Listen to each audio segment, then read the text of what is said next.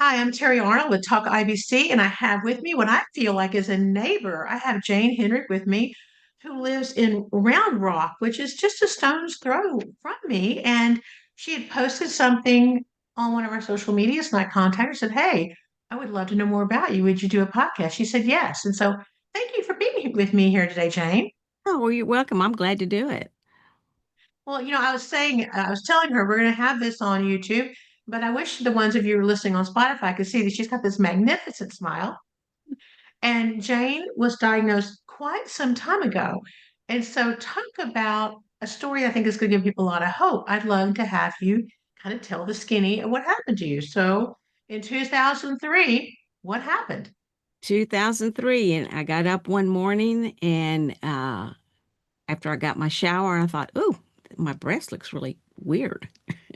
And I had asked my husband, I said, "Well, does this look right to you?" And he said, "No, you better go to the doctor." So I called my gynecologist, went to the doctor.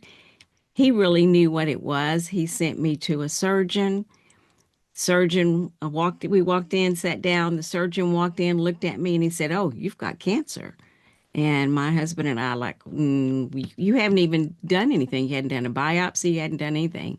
And he said, it's cancer. He said, I'm 99.95% sure it's cancer.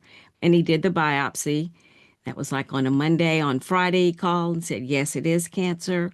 And I've got you lined up with an oncologist. They'll be calling you. Oncologist called me Friday afternoon, said, we'll see you Monday morning. I got to go to the front of the line. So, Must have been quite a shock. I mean, you said you were 52 years old. You have no history of family history of cancer. What did your breast look like to make you be suspicious? it was red, um, had the what they call the peau d'orange, just real, looked like specks all over it. It was hot. It looked strange. I mean, it just was really strange looking. And that's, You had a very similar situation as to me. You woke up one morning and it was completely different. yeah. But that's where our place parted in the sense that I woke up one morning, it looked completely different, but I went to the doctors, they blew me off. So here you are in a really small town, and they knew what it was right away back in 2003. That makes me very happy. Did they ever use the word inflammatory? Yes. Yes, they did. And actually my husband and I got online between Friday and Monday, over the weekend before we saw the oncologist. We were trying to figure out what was going on with me, and the surgeon had told me it was inflammatory breast cancer. So we looked it up, and we were just horrified. That I believe at that time the life expectancy was 18 months. And It very much was. And I'm surprised, honestly, that you found anything in 2003 because I was diagnosed in 2007 and I was digging to find any information. there I'm was sure you didn't. Yeah, there wasn't a lot. It was more about the pot orange that we could find. But one of the first things the oncologist told us Monday was, "Whatever you do, don't get on the internet." And we said, "Too late. We already did. And we're scared." Well, I heard the same things, but honestly, I feel like the internet saved my life because my doctors kept blowing me off. And so I kept going back, and I always joke, but it really is true. When you type in red hot swollen breast in your Google search, I got a porn virus on my Oh, computer. I had to literally take it in to a place, and I remember I was just mortified. And I'm sliding my computer across this young 17-year-old boy, and I'm saying, it's got a porn virus. Can you clean it? And I go, I promise I wasn't looking at porn. I was looking up about breast cancer. He goes, I don't care what you were doing. I'm like, but I need you to know. I just so creeped out. But it was so hard to find anything. But honestly, being on the internet saved my life. But I also understand why doctors would tell you to shy away from that because it was a scary message. it was just like there's no hope. That's what it felt like. Well, that's why when I got so excited that you commented, I think you commented on something on Facebook and I wrote you and said, "Hey, I don't know you. Can we talk?" And then you told me how long ago you were diagnosed. So, man, there's some serious hope in that. How many years now? 20, 21 now. 22? 21. 21. Woohoo. I was considered NED in 2004. So I count from there. So it's 21 this year. That's great. So let's talk about what your treatment was like, because you must have felt like you were, first of all, I'm sure your friends were a little surprised that this lump was cancer. I mean, you and I aren't that different in age, and we grew up in the mantra of lump, early detection, get your mammogram, and none of this fits. So how did you navigate all this? You know what?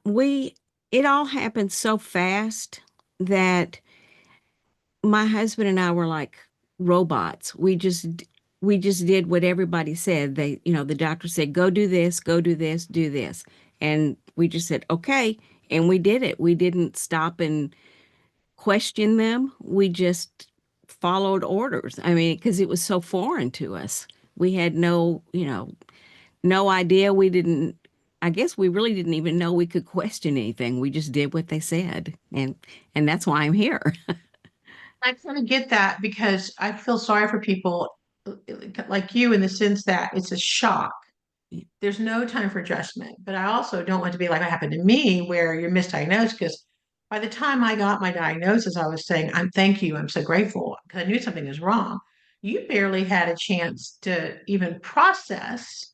Oh yeah, I couldn't. It was you couldn't comprehend it. And I was working at the time, and I remember my boss saying, "You you say all of this that's going on with you," and he said it's not comprehending you. You're just quoting something. It was just it. I said the exact same thing every time. I've got this, this, this. They're going to do this, this, this, and that was just all I had in my head. Now, was there later that moment that sunk in like, crap, I almost died? You know what? When I did through the first chemo, the no, not erythromycin. What's the red devil they call a you know what I'm talking FEC, I did AC, FEC, and Taxol. about? Okay. I did something to start with, and then after four treatments of that, then I started the Taxol and another one. I can't think of the name of it. Um, and they had said when that one can cause anaphylaxis. And so Yes. my husband and I sat down and wrote out a will before that first treatment, and that's when it hit me that I might die. Before you don't think about it, even though I was doing treatment, no one had said there's this problem. It's just dealing with the what the chemo's doing to your body. But then when they said, okay, this could cause anaphylaxis and you might die, I was like, oh, okay, this is really serious. Yeah. And I did Adriamycin. have a problem. I'm Was it sorry. adriamycin? Was the word you're trying? Yeah. Adriamycin is what's referred to as red devil. I had that. Yeah. And then, well, it's interesting for me. Again, we have similars but differences. I was told at my diagnosis I was going to die. So there was not, and I'm not a hopeless person, but I understood why they thought that. And so then later, I had the opposite feeling of, oh, I might actually make it. Now, so tell me about the treatment. What was that like? It was hard. It was hard, but I have a wonderful family and friend and church relationships. That's And great. um, one of my best friend lived in San Antonio, and she came up, and when I was diagnosed, my hair was down to my waist. And Oh, yes, and the oncologist said, I hate to tell you this, but you're going to lose your hair. And they said, we suggest you cut it short before it starts falling out so it's not quite so traumatic. My girlfriend came up from San Antonio, took me to get a haircut. Another friend, when she went to pay for it, another friend had already paid for it. Then she took me to get hats and scarves. And then I had a friend drive down from Dallas to take me to chemo one day. Took me to chemo, took me home, and then she drove back to Dallas.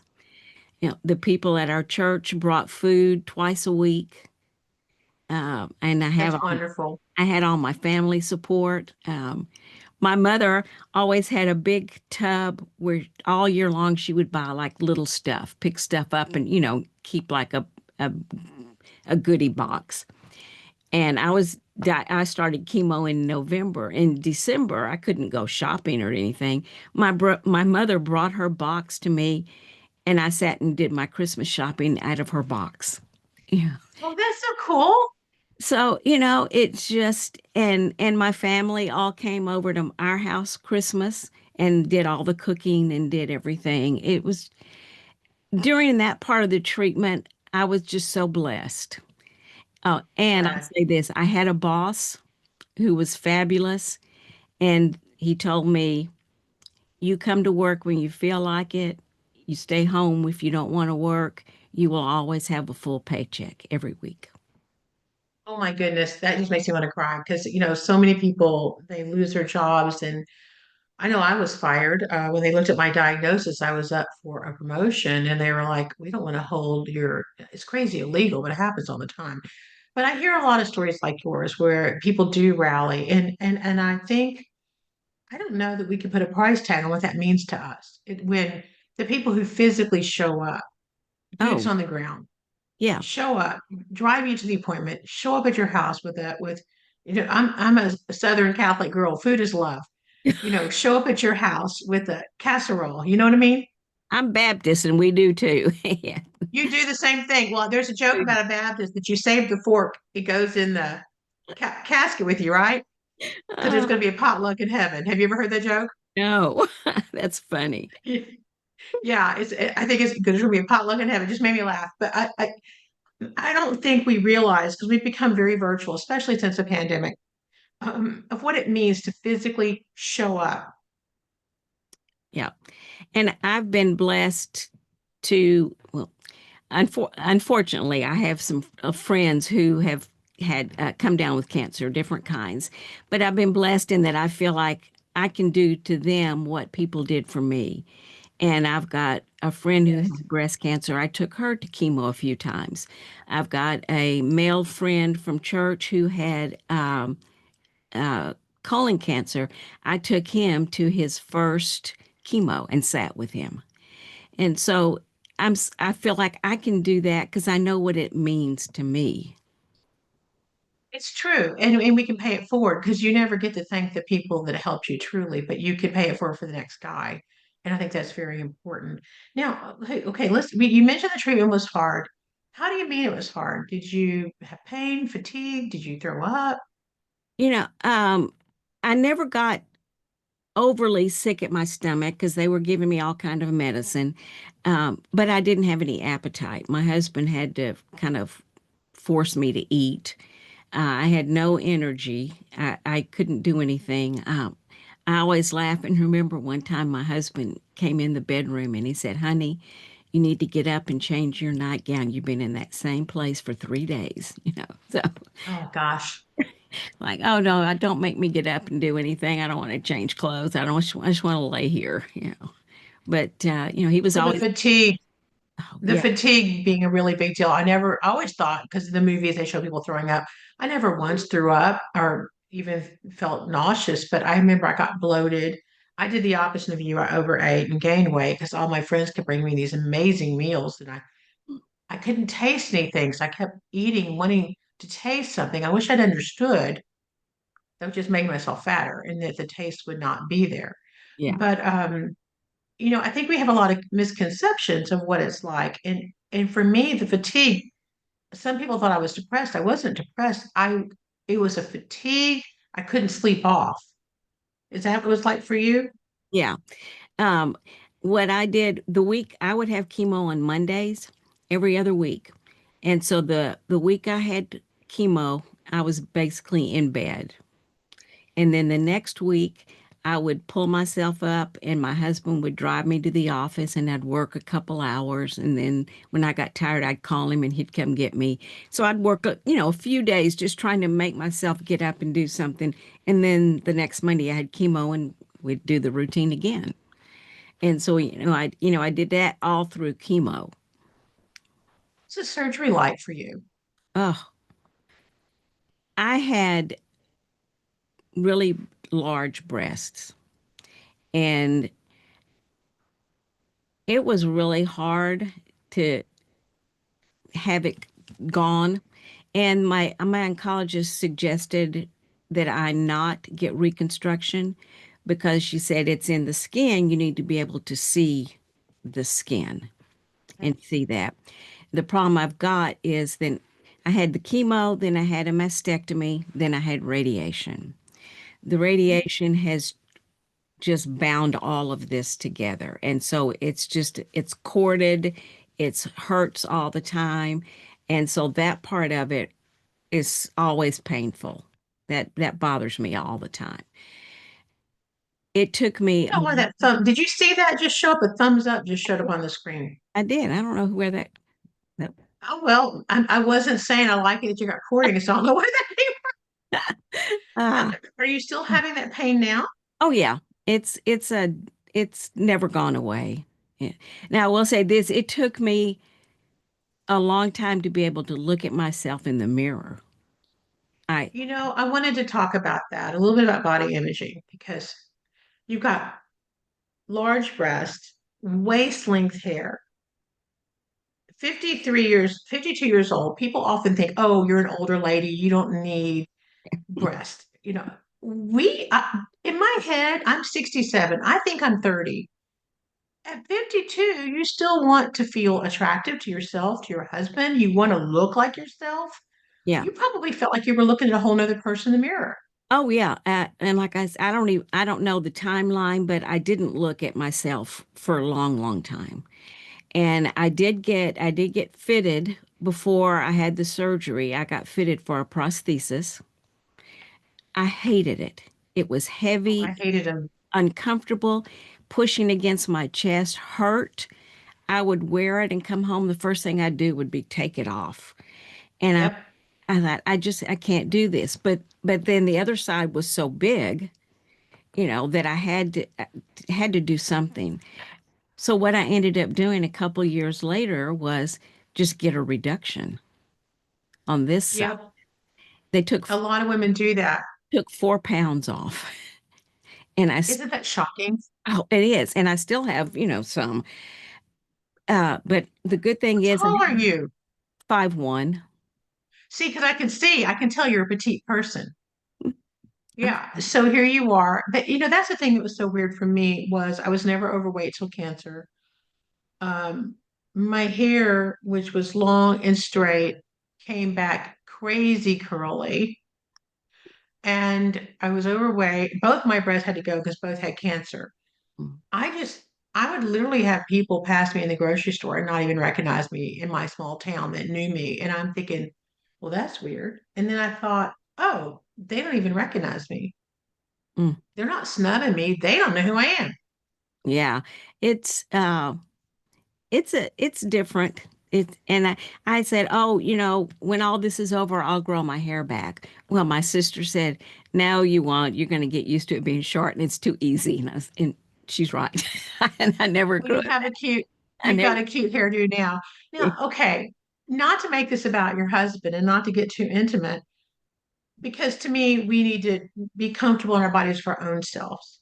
But is there anything you want to say about the dynamic that it brought into your marriage, or what is it like for him to be a co-survivor? Because I feel like our partners are often very neglected. I know from my own experience, maybe this wasn't yours, is people rallied around me and my daughters, but they did not rally around my husband and my sons. And they were kind of pushed us. It was sort of a girl party, and I'm like, no, and you and I've been both married a long time. You said you're coming up on how many years? 53. 53. I love that. I'm coming up on 45. That's So what awesome. was it like taking care of yourself, but also I find that women are sort of the natural caregivers of the family, and now you're cared for. Well, you Do know you what? want to talk about any of that? We had an interesting dynamic in our house. My mother-in-law was living with us. She moved in. Uh, she was like early 80s. And so she lived with us for like 15 years. And she was living with us at the time. When I was diagnosed, she was 85. She could still do a lot of things, but then there were a lot of things she couldn't do. So my husband, bless his heart, was taking care of her and me. So he had already gotten a segue into what it was like to be a caregiver. Yes. Yes. And he was the most awesome caregiver. And I sat down with him before we started all the chemo, and I was joking. I said, "Boy, when you said for better or worse, you didn't think it was going to be this." And he said, "I'm insulted. Of course I want to take care of you." And he was just the most compassionate, caring person. Now, I'm going to say this. Um, I think it was probably 2006 or 7. Georgia Pacific, for one time only, had a co-survivor contest where you wrote in a 50-word essay about a co-survivor, and they were going to honor co-survivors. And I sat down and wrote it about it with me and my husband taking care of me and his mother, and we won part of that. We won in the contest, and Amazing. we got a an expense paid trip to Victory Junction in outside of Greensboro, North Carolina. I can't remember how many. I Cool. think it was a total of 40 people. And they just treated us like royalty, and it was all to honor the co-survivors. And they've only done it that one time, but it was really awesome. It's fantastic because I really think we don't do enough to address the co-survivors, and I'm glad that he had that. My husband, um, we have 5 children, and I always say he was my sixth, I mean, in a bad way. I had spoiled him rotten our whole married life, so it was a big shock that now I needed Yeah. something. And but he really ponied up, and I didn't know how he would be. I wasn't sure. And but the cool thing was, because you said earlier we did the little pre-interview, is how this has taken your life into places that you didn't expect that were for the good. Like with me and my husband, I got to see a part of him that I don't think I would have seen otherwise, and he became really my hero. He was pretty spoiled, but by my doing, not his, because I enjoyed it. And but he really ponied up. And so, what were some of those hidden blessings along the way that you were sharing with me earlier? How do we have people see? Because, okay, the reason I'm asking this question, people say to me all the time, how do you have hope? And I spend a lot of time thinking about this, and I'd be curious what you think. Everything I can gather, hope is born out of gratitude. If we can develop gratitude, hope is the next step in that. How do you feel about what you saw along the way? What were those, those hidden blessings or lessons learned that you would want to share with somebody else? Well, I told you everything happened so fast, and we just didn't have time to think or anything. When I finished everything, and in May of 2004, when the doctor said, "Oh, there's no evidence of disease," but but if it comes back, it usually comes back more aggressive and resistant to chemo. So we're going to keep checking you, like once, I think it was like once a week for a while, and then once every 3 weeks. But then I just sat around. Then you're not doing anything. You're not fighting it. During chemo radiation, you're fighting, you're doing something. Now, okay, you're well, go on with your life and wait for the other shoe to fall. And That to me was the hardest time. that's when I I had, call that free falling. I just really melted down. Going through treatment, I felt empowered. I was doing something.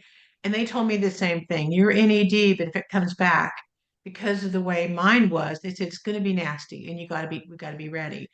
And that feeling, and also, I don't know about you, but to go back to your old life, did your old life change a lot? oh, absolutely. I See, just, my old life wasn't there anymore. eh, my my old life, well, it was in that, with my job and church and friends, but I felt different. I wasn't, you didn't have the energy. You just were a different dynamic of your the way you moved and did everything. And Mhm. I went to the oncologist one of those times after, after treatment, and she said, are you depressed? Are you having any problems? And I just busted out crying. And she goes, well, I'm going to take that as a yes, And so that's when everything changed. There's a group in Austin called Breast Cancer Resource Center, BCRC, and I started going to a support group, and that got me out of the, what do I do now? And that was like another way of fighting, I guess. And so I became involved with BCRC and met some wonderful people. And actually, in 2017 and 18, I did something I would have never, ever, ever, ever dreamed I would do. I was an art bra model. I walked a runway in a decorative bra and costume as a fundraiser in front of 600 people. I did that twice. Cool. I, I would have never believed, but it was so much fun, and it was like I became this whole different person. And That my interesting that like I posed for a photo, both my breasts are gone. I posed for a photo showing my chest. And I would have never thought, I was never the Mardi Gras girl, shall we say, flashing, I was never that person. So I would have never thought. But, I wanted people to see the scars. I wanted them to understand. I felt like it was very empowering and also made it less scary because I think our minds, to me, truth is always less scary than where my mind can take me. right. My imagination is creepy. So if you tell me the real thing, I can handle that. Yeah. So my at the time my daughter-in-law was very artistic, and she wanted to make me a bra. They had open it used to be for it was the art bra was for young survivors, but then they opened it up to any age. And so she convinced me to do it, and she made a bra for me that was just one side. It had one cup, and it was the most exquisite. It was all handmade, wired, and I was an Amazon warrior, and they called me the war. It was the Cool. warrior within, and I was the first model they had ever had that only had one breast. So it was just. It was such a cool experience. And I remember afterwards, my son came up to me and he said, Mom, I'm so proud of you. Well, that is so cool. I love your family. I want to be friends with you. We don't live that far apart. We're gonna have lunch a Yeah. lot. I want to tell you about the other thing I got into was Tell casting. me. Have you ever heard of casting for recovery? I love them. I've never done it myself, but I Oh, love them because I have a very dear friend, Amy. Have you ever met Amy Pittman? I Amy Pittman lives in Fort Worth. okay. I'm not sure.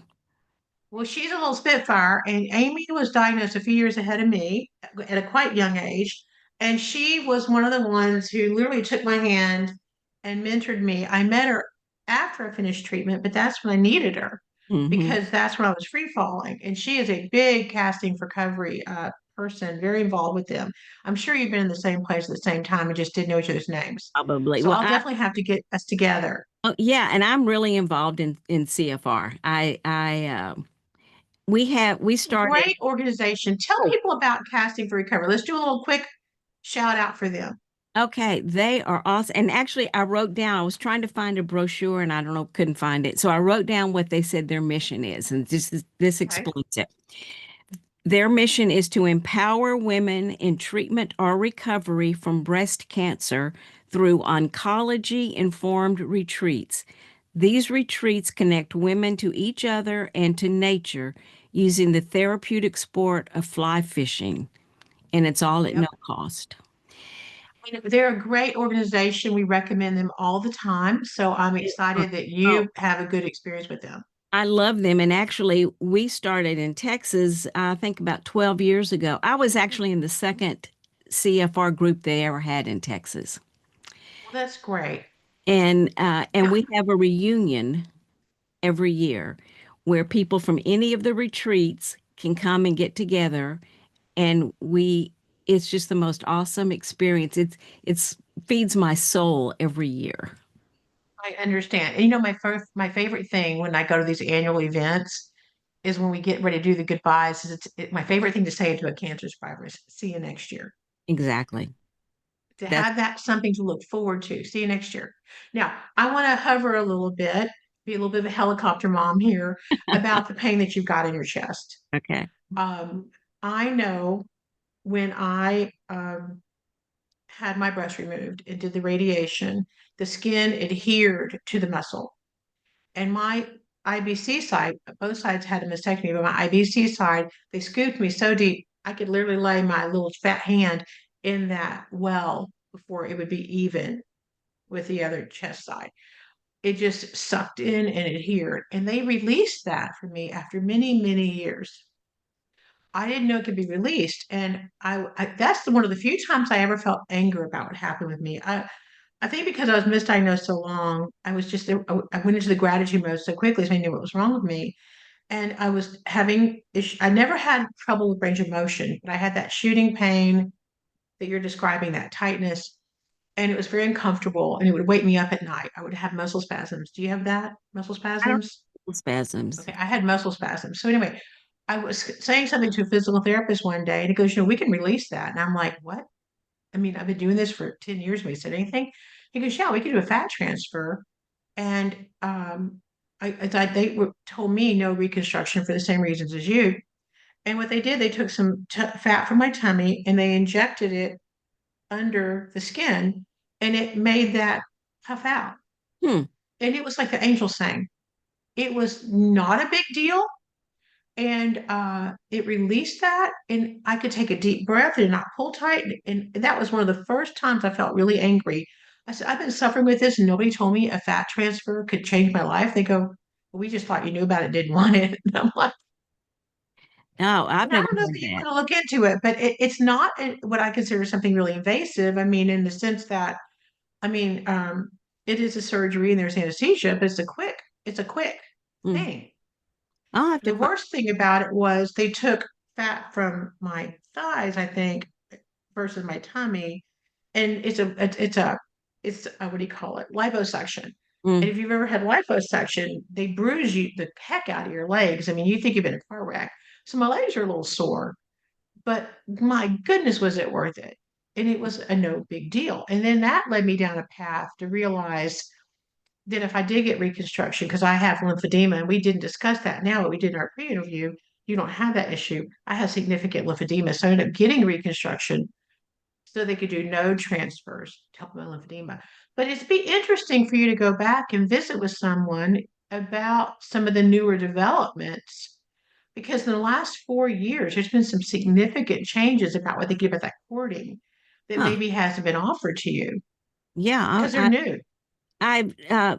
when I've had massages, they've talked about how, they to try to release it, and they can work on it, but it's just so impacted, right, and has been for 20 years now that, it's, I don't know if it's Well, past it. they told me that I was not the oldest patient they had done it on. They had done it on patients much older than me, but they told me that I was the patient that had it the longest, that they normally didn't offer to patients with people that had had it that long. And they said, but we're willing to take you on.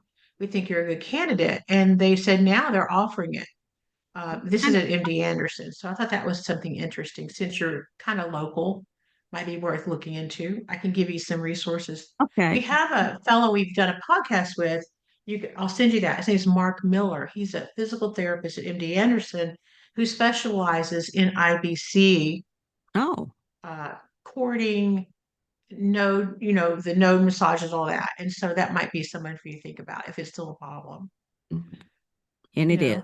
So, And it is. And I'll, and and that's it. There's that new normal, but mhm. it's hard to know what is a new normal that we can accept versus what is a new normal we need to be working on changing. Right. I feel like my body is lopsided because of Oh the yeah. way I've had to carry myself, and now I'm having back problems. And when I stand up, it looks like I have a boob down here and it's my rib cage, Yep. it's just, you just deal with it. It is what it is. Well, our bodies do get a little wonky. And I know, especially with women like you that are busty, the back problems and that little thing you're talking about underneath your breast, that's I refer to as a rib roll. You Mm. know, our breasts are a counterweight, and when there's no counterweight, your ribs kind of pitch forward and it makes you look different. And like I said, that's what I talk about. How do we feel good and recognize ourselves and go forward? And I know some women don't ever have the luck we had that the treatment doesn't work. Right. But I think there's something that can be said about me's and you's who make it. We can advocate for the others. You participate in a fundraiser. We can share a message. We can share hope, and we can amplify the voices of the others who are struggling. That's what I just I kind of feel like all the odds were against me to start with. And then I've had some health issues not related to cancer, but I've had, health issues along the way. And one of my friends said my body is a lemon. And so I've had all these different issues, but then I'm still here. And so I feel like God has taken me in this path to go do different things. And so I like helping people. I've always enjoyed helping people. And I have an 87-year-old friend from church, dear, dear lady, who last year was um, diagnosed with breast cancer. Mhm. And so she and I talk all the time. And so I feel like I can help people. If they know that you can still manage and go on. And my friend, she was going to have a mastectomy. I asked her, I said, would you like to see my scar? And she said, yes. And so I showed her, and she said, that's not what I thought it was going to be. So I, I just like to help people. I understand, and I'm definitely of that mindset. And again, when she said that's not what I thought it'd be, I bet you $1, her imagination made Hmm. it much more scary. Yeah. Even my mother, after the mastectomy, she said, I want you to show it to me so I know what it's like. So I don't have to guess. So we had a a lady at CFR. She's passed away now, but she had reconstruction and she had the most beautiful tattoo I have ever seen in my life. Her whole side was tattooed, beautiful flower. It was just gorgeous. And all you had to do was say, have you seen Candy's tattoo? Whoop, up with the shirt. And You know, I had a funny story, but different than that. I was going to, I had a whole bunch of appointments one day at MD Anderson, and there was many days I was there for a whole 12 hours.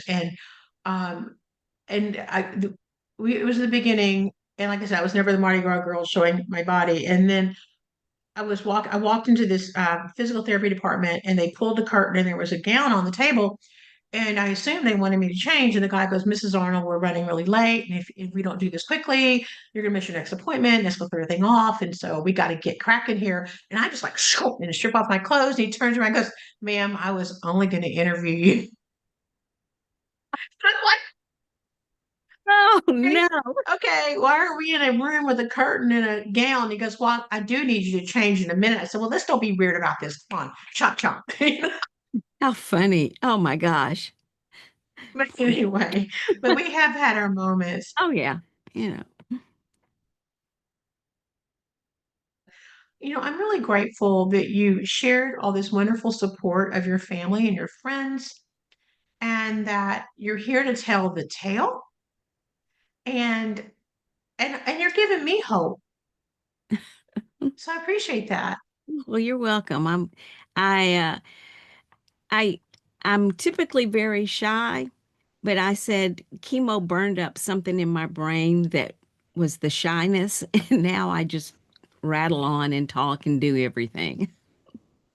I think sometimes hardship, I don't say that cancer defines you, but I think that hardship can reveal you. it can reveal an inner strength, an inner character that maybe we just didn't have a chance to show before. Yeah, maybe. Well, what is your parting words as we wrap this up? And I'm so delighted you were with me to here today. Thank you. And I will say I will get my sister to bring me down to visit you sometime. I will get in the car as soon as you say. I would love to visit. It'd be great to see you in person, Oh, give you a hug. I hope you tell people at the IBC network. I want to share stories of hope. I also want to share the hard stories too, because we need each other. absolutely. And I'm not the only longtime IBC survivor or you. In our CFR retreats, there are two other ladies who are like 20-year survivors. So See, I would love to chat with them. we're out there, and I've had doctors who were going to do something for me, and they said, I've never treated an IBC patient before. They get all excited. I've never had somebody like this to treat. So um, we're all out there and still plugging and living life to the fullest. When I'm glad to hear it. so, Well, I think that's a great place to stop right there, that there is life after cancer. There is absolutely. hope with this. And I wish the ones of you who are listening on a podcast, go over to the YouTube because you got to see this lady smile. Okay. Thank Thank you. you for being with us today, Jane. Oh, thank you. I will talk to you soon, hopefully. Yes, yes, ma'am. I would love that. Okay. Bye bye.